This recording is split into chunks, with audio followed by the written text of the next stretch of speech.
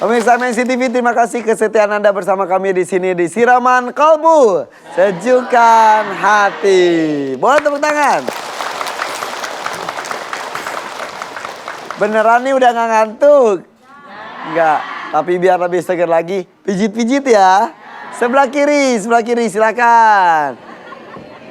Kiri. Kiri, tangan kiri mana? Iya. Katanya nggak ngantuk. Ayo kiri pijit, ibu kiri. Pijitin udah. Enaknya. Balik kanan. Iya. Serunya. Ayo. Sudah cukup. Yuk tepuk tangan. Udah. Lebih segar ya? Ngantuknya udah enggak kan? Sisa tinggal laparnya ya? Ya. Oke, kita masih membahas mengenai maksiat yang kita lakukan ternyata bisa menghambat rezeki yang datang. Kalau tadi Ustadz bilang ya udah di cover dengan sesuatu yang baik yang kita lakukan. Salah satunya menghormati orang tua. Tapi jangan sampai ngasih sesuatu pada orang tua tapi diniatkannya biar rezekinya lancar. Jangan seperti itu Ustadz ya. Ngasih saja.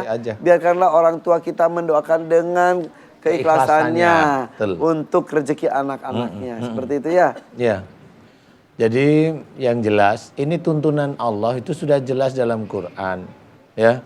Bahwa Allah itu nanti akan memberikan jalan rezeki kepada kita itu dituntunkan berbuat baik di dunia. Jelas sekali berbuat baik ini ikhtiar. Berbuat baik itu kita harus memahami berbuat baik itu apa. Sholat untuk diri kita, baca Quran, puasa yang sunnah dikerjakan semampu kita. Kemudian apalagi tadi mendatangi majelis, ngaji yang benar, ngaji membahas Quran, ngaji membahas hadis, ngaji kita melakukan apa aja betul-betul seperti kayak begini mengaji. Itu salah satu tuntunan Allah, ya. Kemudian apalagi wabil asarihum yastaghfirun, di penghujung malam mereka mohon ampun. Allah kalau sudah bercerita di penghujung malam berarti ini berhubungan dengan qiyamul lail atau sholat sunnah tahajud. Itu harus paham.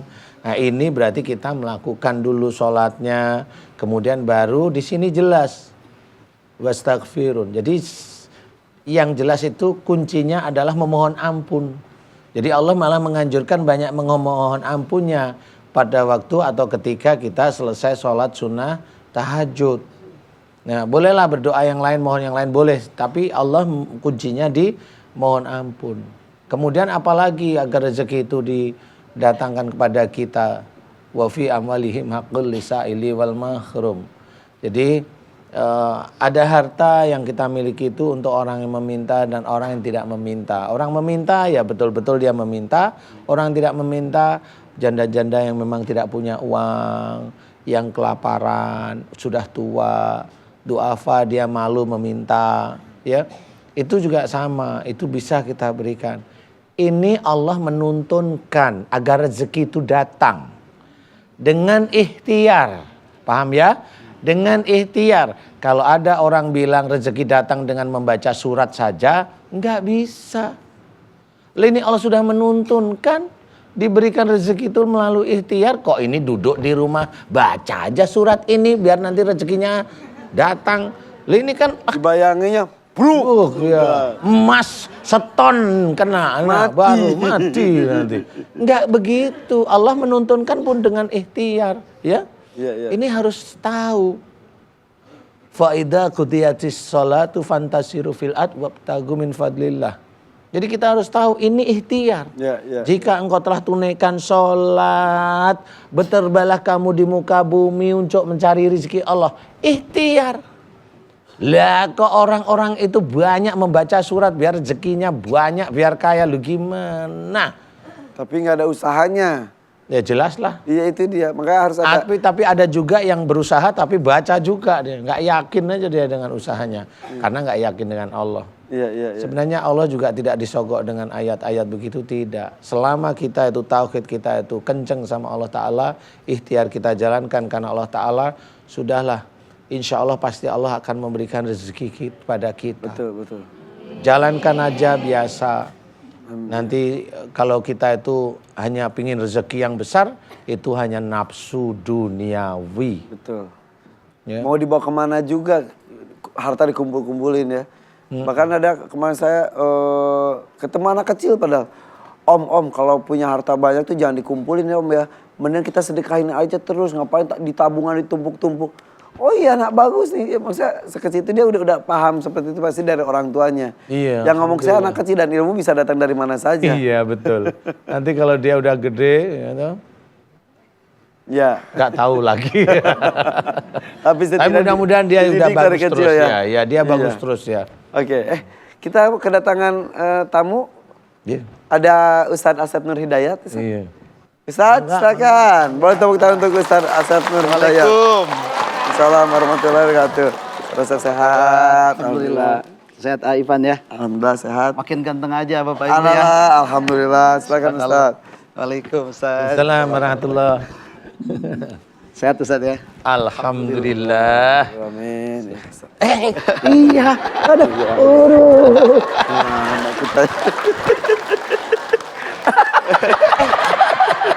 Orang ketemu tiap pagi. Iya. Aduh. Semakin sering semakin baik soalnya. Iya betul. Ini kita lagi ngomongin tentang rezeki. Semua orang mau rezeki datang. Tapi tidak tahu apa yang bisa menghambat, salah satunya maksiat. Betul ya? Masya Allah. Silakan Ustaz. Baik. Assalamualaikum warahmatullahi wabarakatuh. Alhamdulillahirrabbilalamin. Allahumma salli ala Muhammadin wa ala alihi washabihi wasallim ajmain. Amma ba'du. Alhamdulillah di kesempatan ini kita bisa berkumpul. Mudah-mudahan silaturahim kita ini bisa mendatangkan rezeki. Amin. Karena ketika kita tidak mau bersilaturahim berarti rezekinya hilang. Kan begitu. Jadi salah satu yang akan mendatangkan rezeki itu adalah silaturahim. Oke. Ibu dan Bapak sekalian, saya mau tanya dulu. Kalau menurut Bapak Ibu kira-kira rezeki itu apa saja sih? Anak, kesehatan. Benar nih yang pertama langsung sehat. Yang pertama pasti uang. Wah. Apalagi kira-kira? Baru sehat ya, apalagi anak jadi rezeki, anak, ya. Betul. Apalagi Apalagi Ibu bingung. Bapak? Pekerjaan, betul. Kebahagiaan, ketentraman, kerukunan. Kerukunan ya. Nah, selama ini konotasinya kita selalu berpikir rezeki itu berbentuk materi. Ya. Ya, yang terasa, terlihat ya, kemudian bisa kepegang itu adalah rezeki. Padahal sebenarnya ketika kita bisa melihat itu rezeki yang luar biasa. Coba ibu punya harta banyak, ya suaminya tampan tapi nggak bisa ngelihat, Gak bisa dinikmati. nggak bisa dinikmati. Jadi rezeki itu tidak hanya berbentuk materi, ya kesehatan itu adalah rezeki. Mata bisa melihat dengan jelas itu adalah rezeki. Telinga bisa mendengar rezeki. Punya suami soleh Rezeki. punya istri cantik, Rezeki. punya suami nggak pulang-pulang, Tepuk musibah. tangan lagi sih. Oke, ibu dan bapak sekalian, ya, ini ketika kita mengharapkan rezeki yang banyak dari Allah, terkadang kita terbentur dengan perilaku kita sendiri. Contoh, kita ingin punya harta, ya, tapi kita malas untuk beribadah kepada Allah. Contohnya, kita ingin punya mata yang sehat, telinga yang sehat, tapi mata kita justru dipakai maksiat kepada Allah. Kan begitu? Coba, yang kemarin nonton sinetron angkat tangan. Yang kemarin membicarakan orang lain coba angkat tangan. Kemarin enggak, minggu lalu. Oh, iya. minggu lalu ya. Nah, bisa jadi kita menginginkan punya lisan yang baik, mendatangkan rizki dari Allah dengan lisan yang fasih berbicara, baik itu membaca Al-Quran dan lain sebagainya. Tapi kemudian lisan ini dipergunakan untuk membicarakan orang lain. Nah, jadi salah satu yang menyebabkan rizki tidak datang kepada kita mungkin karena kita tidak pandai bersyukur dengan rizki yang sudah diberikan. Maka dari itu yang pertama kali pandailah bersyukur kepada Allah.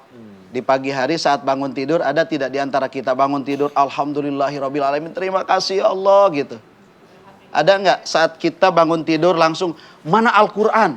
Oh, salah. Ya. Mana HP, mana HP. Ah, mana HP. itu. Ya. Atau WA kan seperti itu kan. Jadi yang di searching bukan Maaf Ustaz. ya. Ini yang kita omongin itu kita sendiri apa ibu-ibu? Kita sendiri. Oh, iya. Pengalaman saya. Pengalaman saya. Saya. Baik, jadi seperti itu Bapak dan Ibu sekalian. Dan mulai sekarang kalau rezekinya mau lancar, maka semua rezeki yang Allah berikan berupa penglihatan, pendengaran, ya yang ada dalam diri kita saja dulu, disyukuri dengan baik. Kan seperti itu. Pergunakan untuk melihat ayat-ayat Allah.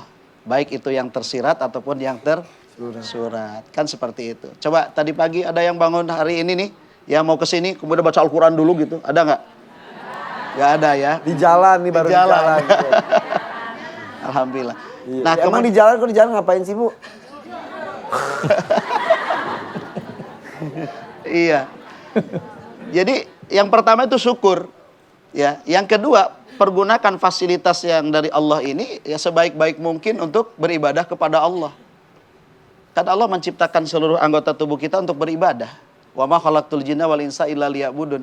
Nah, kalau misalnya kita dikasih semua ini ternyata untuk maksiat kepada Allah, bagaimana Allah memberikan yang lain lagi? Iya.